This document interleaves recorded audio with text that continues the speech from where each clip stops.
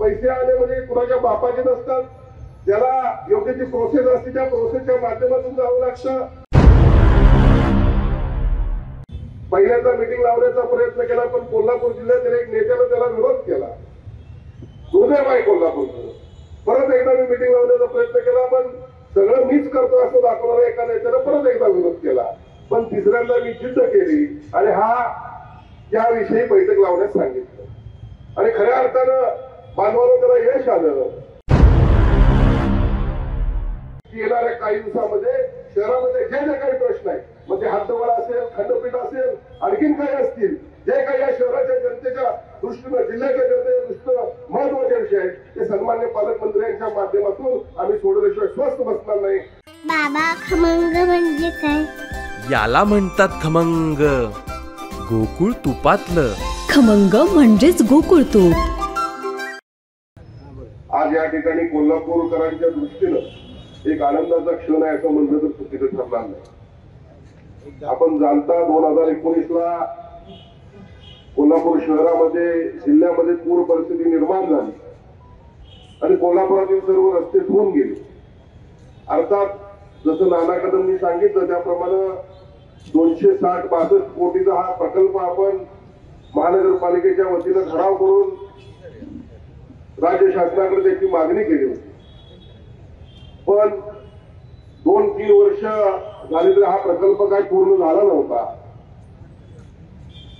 ज्या वेळेला विधानसभा 2019च्या निवडणुका झाल्या आणि विधानसभेच्या निवडणुकीनंतर सन्माननीय त्यावेळेचे मुख्यमंत्री उद्धवजी ठाकरे यांनी मला सांगितलं की ज्या पद्धतीने तुमच्याकडे आज राज्य मंडळाचं कार्याध्यक्षपद आहे ते पद कायम आपल्याकडे ठेवण्यात येतंय. त्यावेळेला मी परत एकदा कोल्हापूर शहराच्या, जिल्ह्याच्या दृष्टीनं जे काही महत्वाचे प्रकल्प होते याविषयी राज्य शासनाकडे मागणी केली आणि यातला हा एक प्रकल्प होता. खरं म्हणजे 2019च्या विधानसभेच्या निवडणुकानंतर माझा पराभव जरी झाला तर मी सातत्यानं या प्रकल्पाविषयी सन्माननीय तत्कालीन नगरविकास मंत्री आणि सध्याचे मुख्यमंत्री एकनाथजी शिंदे साहेब यांच्याकडे मागणी करायचो की याविषयी आपण बैठक आयोजित करून तातडीनं हा प्रकल्प आपण मार्गी लावावा. कारण कोल्हापूर शहरात, जिल्ह्यामध्ये रस्ते अत्यंत वाईट परिस्थितीत आहेत. लोकांना फार अडचणींना सामोरं जावं लागतं.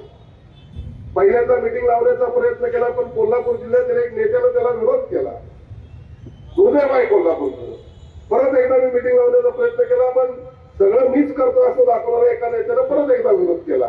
पण तिसऱ्यांदा मी जिद्द केली आणि याविषयी बैठक लावण्यास सांगितलं आणि खऱ्या अर्थानं बांधवाला त्याला यश आलं आणि तत्कालीन नगरविकास आणि सध्याचे मुख्यमंत्री एकनाथजी शिंदे साहेब यांनी त्यासाठी 100 कोटी रुपये मंजूर केले. मग त्यानंतर बऱ्याच ज्या काही मान्यता होत्या त्या घेतल्या. त्यानंतर आपल्याला माहित आहे मग टेंडर असेल, वर्क ऑर्डर असेल,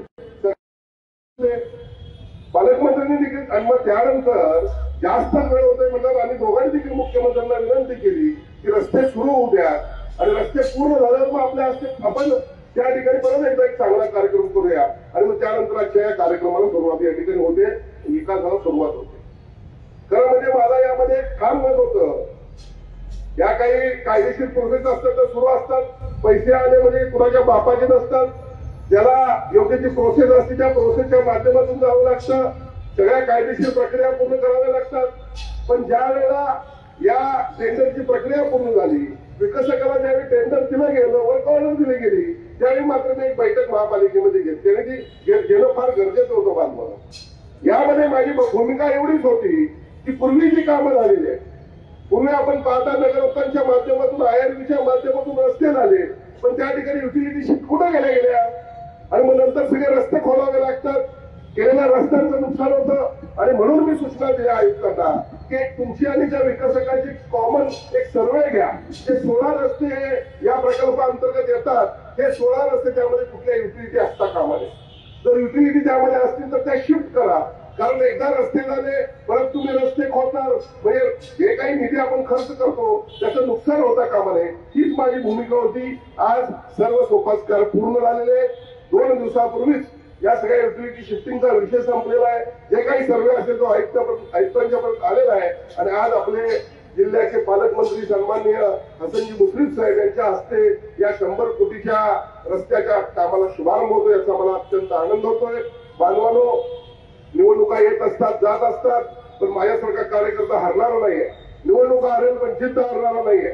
हे रस्त्याच्या 100 कोटीच्या सह कोल्हापूर जिल्ह्यासाठी, शहरासाठी अनेक निधी आणण्याचं मी काम केलेलं आहे. मी एवढंच सांगेन की येणाऱ्या काही दिवसामध्ये शहरामध्ये जे जे काही प्रश्न आहेत, म्हणजे हद्दवाढ असेल, खंडपीठ असेल, आणखीन काही असतील, जे काही या शहराच्या जनतेच्या दृष्टीनं, जिल्ह्याच्या जनतेच्या दृष्टीनं महत्वाचे विषय आहेत, ते सन्मान्य पालकमंत्र्यांच्या माध्यमातून आम्ही सोडल्याशिवाय स्वस्थ बसणार नाही. आमचं हे महायुतीचं सरकार या जिल्ह्यातील नागरिकांना न्याय दिल्याशिवाय स्वस्थ बसणार नाही. एवढी ग्वाही देतो, या ठिकाणी थांबतो. धन्यवाद. जय हिंद, जय महाराष्ट्र, वंदे मातरम.